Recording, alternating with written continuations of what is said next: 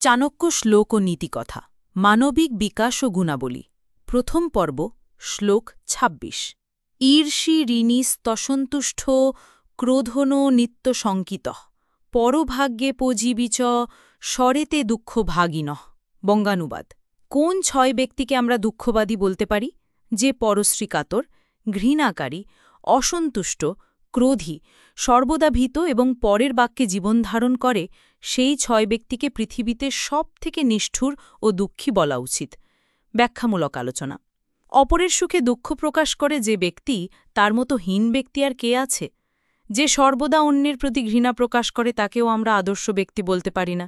সে সর্বদা অসন্তুষ্ট হয়, অর্থাৎ সন্তুষ্টি শব্দের মানে জানে না, তাকেও পরিহার করে চলা উচিত।